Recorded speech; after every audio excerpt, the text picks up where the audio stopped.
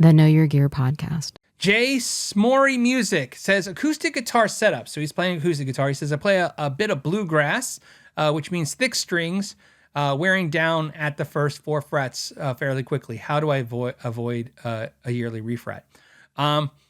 So the things you can do to minimize the refret is coated strings help.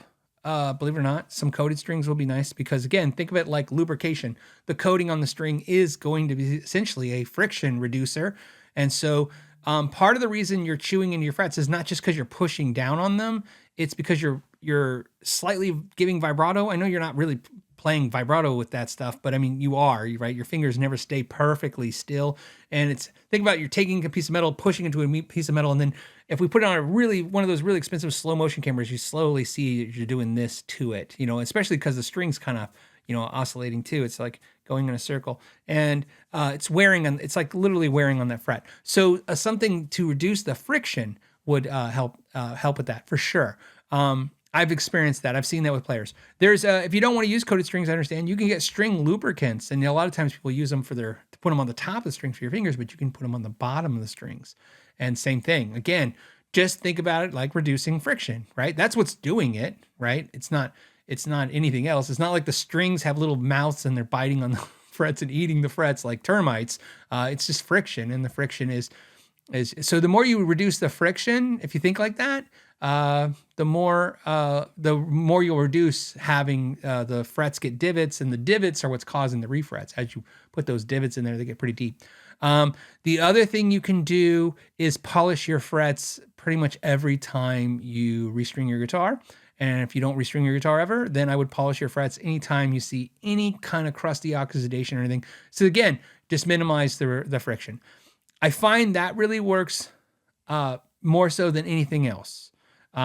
The other thing to factor in is the type of strings, but so if you don't want to do coated, which coating just helps because if you do elixirs or any of the coated brands, again, you're just putting a layer of essentially, I don't want to say plastic, but plastic between the string and the fret. So I mean, that's nice. You'll see, by the way, if you look after, probably just a couple hours of play, you'll see where the coating between the fret and the string is worn off or worn down. So don't worry about it being gone. It's still there, but I mean, it's worn a little bit. It wears fast. That just shows you how much fast it can wear down. So reducing friction is huge. That makes a big difference. And the type of string material that you have. Because a lot of times somebody will say, well, restring it with stainless steel frets. But on acoustic, I understand why that could be problematic because, it'll make the guitar sound a lot brighter. And a lot of traditional guitar players are definitely not into the brighter stainless steel frets. So you can change string materials. So you can look for softer string, look at the metals that are softer. So to me, 80-20 is harder than the phosphor bronze. So the phosphor bronze strings, which will wear faster against the nickel frets. So like, again, think of it like, I like analogy. So just think of it like a big semi truck hitting a Kia Soul. It's like, who's going to win? It's the same thing. If you go with a softer string material, then the fret can win a little bit in this friction fight. That's another thing. And then somebody's asking about WD-40. WD-40 was made from water. It's not a lubricant. Oh, okay. So when lubricants, you can use whatever lubricant you like. I'm not a big fan of putting WD-40 on my guitars. I use WD-40 though I'll spray on a cloth to remove almost like Gooby Gone. I use that to remove stickers and stuff off guitars, but I clean it up very thoroughly. But again, I'm not telling you not that it's anything bad about it. I'm just telling you I don't use it. So it's like I can't recommend things I don't use. For anything involving a fret or the string, I just use like fast fret. That works really good, really well. And there's a couple others that are out there that are string lubricants that you can use. So I would say those things, pretty sure. And then